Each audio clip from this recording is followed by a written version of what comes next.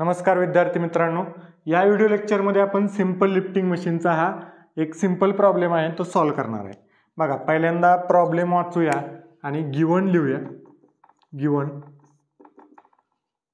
बघा काय दिलंय, in a machine an effort required to lift a certain load is 200 Newton.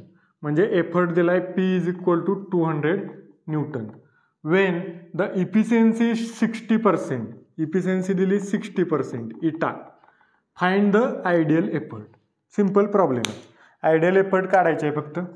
To find ideal effort म्हणजे notation काय ideal एफर्टसाठी P I आपल्याला फाइंड करायचे।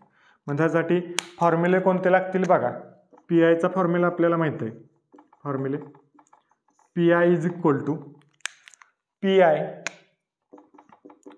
काय असतं, ideal effort is equal to W divided by VR असा formula आहे P आरचा, W डिवायडेड बाय VR। तर हे आपल्याला फाइंड करायचं। आता इफिशियन्सी आपल्याला दिली, VR आपल्याला काही दिलेलं नाही, W पण आपल्याला दिलेलं नाही, VR पण आपल्याला दिलेलं नाही, दोन्ही अननोन आहेत। मग या VRचा संबंध कोणाशी असतोय, इफिशियन्सी बरोबर एक असतोय।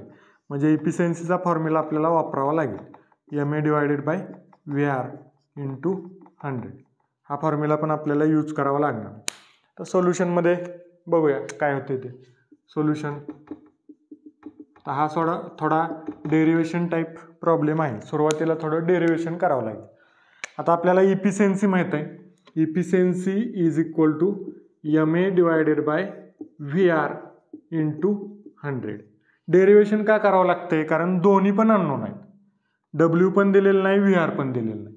आणि VR काढण्यासाठी पण काय दिलेलं नाही, W काढण्यासाठी पण काय दिलेलं नाही। W काढण्यासाठी जर MA दिलं असतं तर W आपण काढू शकलो असतो, P दिलंय, MA मधून W निघालं असतं। VR साठी Y आणि X दिलं असतं तर ते काढू शकलो असतो आपण, पण दोन्ही अननोन असल्यामुळे आपल्याला थोडं डेरिवेशन करावं लागेल। So efficiency is equal to काय असणार, MA काय असतं W डिवायडेड बाय P, आणि हे खालचं VR मी आहे तसंच ठेवतो आणि इंटू त्याला 100। आता बघा W बाय VR आणि हेच आपल्याला पाहिजे, W बाय VR, त्याच्या जागेवर मी PI लिहू शकतो। So efficiency is equal to काय येणार, W बाय VRच्या जागेवर PI आणि हे डिवायडेड बाय P आहे तसंच आणि इंटू त्याला 100। आपल्याला काय पाहिजे, काय PI पाहिजे। मग P इकडे डिवाइड आहे, इकडे मल्टिप्लाय होईल, आणि 100 इकडे मल्टिप्लाय इकडे डिवाइड होईल। म्हणजे PI इज इक्वल टू काय येईल, इफिशियन्सी इंटू P, आणि 100 इकडे आले की डिवाइड होईल, म्हणजे इकडे मी लिहितो डिवाइड बाय 100। आता यामध्ये व्हॅल्यू टाका फक्त, PI आपल्याला मिळेल आयडियल एफर्ट।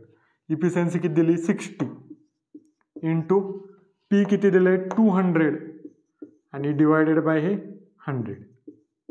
सो हे गेलं, राहिलं काय 60 इंटू 2 किती येणार 120 न्यूटन। सिंपल आहे, आयडियल एफर्ट आहे त्यामुळे तो फोर्स आहे त्यामुळे न्यूटनमध्ये येणार 120 न्यूटन। असा सिंपल प्रॉब्लेम आहे। थँक्यू।